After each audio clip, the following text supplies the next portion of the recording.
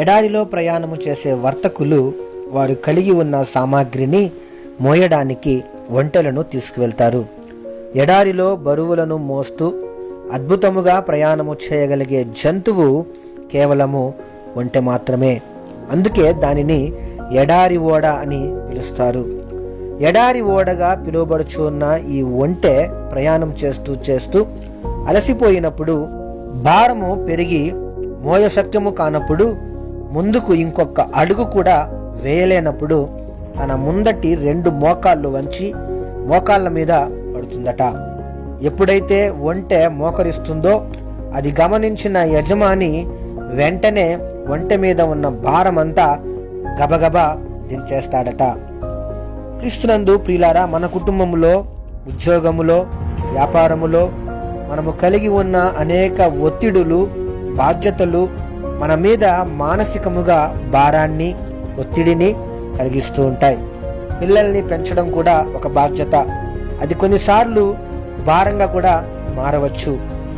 కొన్నిసార్లు ఆర్థిక ఇబ్బందులు భారంగా మారవచ్చు. బాధ్యత కలిగి ఇంటిని, పిల్లలను పట్టించుకోవలసిన భర్త నిర్లక్ష్యముగా ఉన్నప్పుడు ఆ ఇంటి బాధ్యత భార్యకు భారంగా మారవచ్చు. ఈ విధముగా ప్రతి ఒక్కరి జీవితంలో ఏదో ఒక విధమైన భారము ఉండవచ్చు. ఈరోజు నీవు ఏ విధమైన భారాన్నైనా కలిగి మోయలేని, అడుగు ముందుకు వేయలేని స్థితిలో ఉన్నావా? అది పాప భారము కూడా కావచ్చు. ఆ భారము నుంచి విడుదల కావాలని ఆశిస్తూ ఉన్నావా?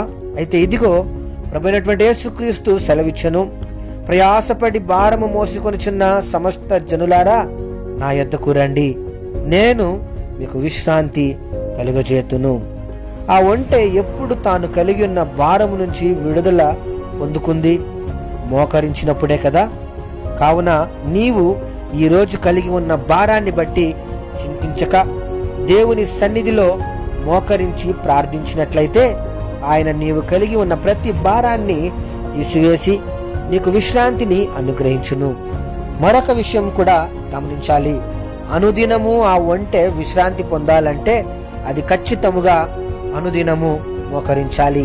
అదే విధముగా అనుదిన జీవితంలో మనము కలిగి ఉండే భారముల విషయములో దేవుని యొక్క సహాయము పొందుకోవాలంటే ఖచ్చితముగా ప్రతి దినము, దిన ప్రారంభములో ఆయన సన్నిధిలో మోకరించే వారమై ఉండాలి. అనుదినము ఆయన మా భారము భరించుచున్నాడు అని దేవుని వాక్యం సెలవిచ్చినట్లు మన ప్రభువు ప్రతి దినము మన భారములను భరించువాడు. ఆయన యొద్దకు వచ్చువారి భారములు ఖచ్చితంగా ఆయన భరించువాడు. నీ భారము యెహోవా మీద మోపుము, ఆయనే నిన్ను ఆదుకొనును అని దేవుని వాక్యము సెలవిస్తుంది. ఈ వాక్యం వింటున్నటువంటి నా ప్రియ సహోదరి, సహోదరుడా, నీవు ఏ భారమును భరించవలసిన అవసరం లేదు. నీవు మోకరించి దేవుని సన్నిధిలో ప్రార్థించు. ఆయనే నీ ప్రతి భారమును తీసివేసి నిన్ను సులువుగా ఆయన మార్గములో నడిపించును. ఆమె